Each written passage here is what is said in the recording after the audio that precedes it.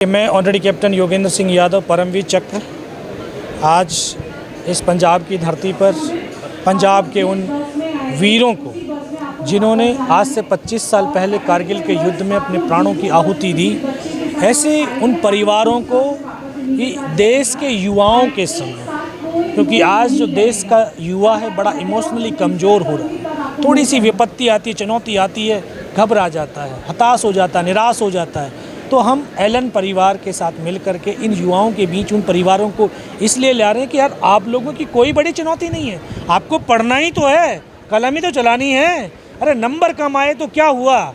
इन परिवारों को देखो जिसने अपने बाप की शक्ल नहीं देखी है, ऐसे बेटों को देखो, ऐसी बेटियों को देखो। वो अपना युद्ध लड़ करके चले गए, लेकिन इनका युद्ध उसी दिन शुरू हुआ था।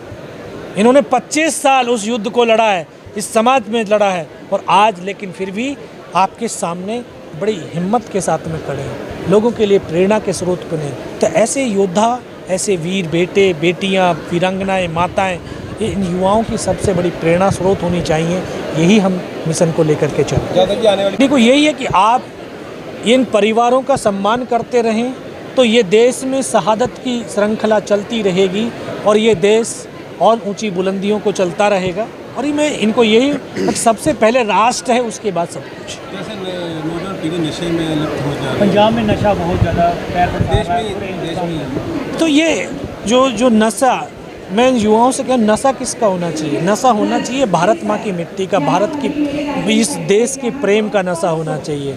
इन शहीदों को इसीलिए तो इनके बीच में लेके आ रहे हैं कि ये ऐसे वो नशेड़ी थे, भारत माँ के लिए प्रेमी थे कि जिन्होंने अपने लहू की हर बूंद को, जीवन की हर सांस को कुर्बान किया। और आज हम उनके उस यश को, गौरव को, शौर्य को, वीरता को हम गा रहे हैं, याद कर रहे हैं। अरे लोग मरते हैं, लाखों लोग मरते हैं, कौन पूछता है? अरे देश के लिए मरो, जन्मों जन्मान तक जो आपको याद रखेगी। आपकी माता पिता भी अपने पुत्र होने पर गर्व महसूस करेंगे। क्या आपने कारगिल में लड़ाई की उस समय क्या हालात क्या थे, कैसे जीत प्राप्त? दुश्मन हाइट्स पर बैठा था, हम नीचे थे और बहुत कठिन युद्ध था। लेकिन भारत के जो सैनिक थे, सेना थी, उन्होंने एक कुशल नेतृत्व, अच्छी ट्रेनिंग, क्योंकि हम लगातार ट्रेनिंग करती है, तो कुशल नेतृत्व, ट्रेनिंग, फिर नौजवानों के जोश जुनून और जज्बा, उस जोश जुनून जज्बे से ही ये कारगिल की पहाड़ियों के ऊपर फतह प्राप्त की जा सकी। क्योंकि ऊपर अगर बैठा है तो एक पत्थर भी मारता है तो गोली से भी ज़्यादा उसका फोर्स होता है।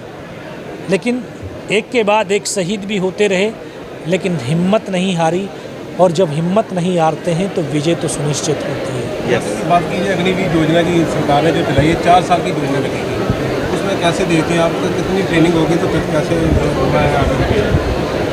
ये देश की जो सरकार ने जो अग्निवीर चलाई है, तो अग्निवीर कुछ ना कुछ उन्होंने दूरदर्शी सोच रखी होगी कि ज़्यादा से ज़्यादा इस देश के युवाओं के अंदर वो सैन्य ट्रेनिंग भरी जाए, इनका डिसिप्लिन आ जाए, और ये देश के लिए एक जो नेगेटिव थॉट्स है उसको पॉजिटिव थॉट में बदली हो जाए। तो शायद इस सोच के साथ में इस अग्निवीर को शामिल किया। ये बैठे हुए हैं, ये 7 बजे से पहले नहीं उठते हैं, लेकिन 4 साल जब वहाँ रहेगा तो उसको 4 बजे उठने की प्रैक्टिस हो जाएगी। रात को 11 बजे से पहले नहीं सोएगा। तो यहाँ अगर रात को 11 बजे तक जग जाता है तो सुबह 7 बजे तक नहीं उठता। वहाँ एक डिसिप्लिन आएगा, जीवन का रूटीन बनेगा। जब जीवन का रूटीन बनेगा तो उसके थॉट बदली होंगे तो उसकी कार्यशैली बदली होगी, और एक फिर नया माहौल क्रिएट हो जाएगा। अहमदाबाद गए तो वहाँ 8 फैमिलियाँ हो गई, फिर हम जम्मू गए तो वहाँ 16 हो गई, फिर धीरे धीरे बढ़ता और आज 10वें लोकेशन के ऊपर हमने आज 25 फैमिलीज़ को सम्मानित किया है, और 217 हम फैमिलीज़ से, उन वीरांगनाओं से, उन वीर माताओं से आज मिलने का सफ़र पूरा हुआ है। और अभी ये सफ़र रुका नहीं है, अभी तो आगे चलेगा। अभी हम गुवाहाटी जाने वाले हैं, हम कलकत्ता जाने वाले हैं, हम भुवनेश्वर जाने वाले हैं, हम पटना जाने वाले हैं, हम लखनऊ जाने वाले हैं, हम बेंगलोर जाने वाले हैं, हम चेन्नई जाने वाले हैं। पूरे भारत की 527 उन परिवारों तक जाने वाले हैं। ये मेरे लिए सौभाग्य की बात है, उन वीरों से मिलना, उनके माँओं को, पैरों को छू करके अपने आप को, जीवन को यथार्थ कर पा रहा हूँ। क्योंकि जो लड़े थे वो तो मेरे साथ 40 बंदे थे जो शहीद हुए थे मेरी यूनिट के, लेकिन पूरी इंडियन आर्मी के तो 527 थे। बस यही सोचा, उन उस कारगिल के युद्ध में योगेंद्र लड़ा है तो उसके साथ जो तेरे साथ जो लड़े हैं, जिन्होंने अपने प्राणों की आहुति दी है, बस उनके एक बार दर्शन कर लें। तो सच में ये दर्शन देवी और देवताओं के दर्शन के साथ। दादा जी, आपकी यूनिट का नाम क्या है?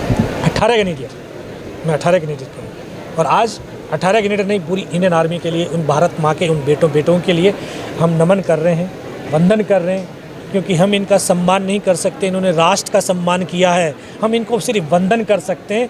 और इसलिए इन युवाओं के बीच में आकर के हम इनको वंदन ही करें। सरकार ने आज अमृतसर में शौर्य वंदन की सीरीज़ का एक अगला इवेंट आयोजित किया। हम अब तक इस हमारे 9 जोन के अंदर कुल मिलाकर 5वां हमारा आज वेन्यू था जहां हमने इस कार्यक्रम को आयोजित किया। इसका सर मुख्य उद्देश्य ये है कि जो हमारी आज की युवा पीढ़ी है, जो सच में कहीं अपने आप के लिए प्रेरणा ढूंढ रही होती है और प्रेरणा कहीं वो और जगह जाकर ढूंढ रही होती है, उसे इन सच्चे हीरो से प्रेरणा मिले, उनकी कहानियों से प्रेरणा मिले।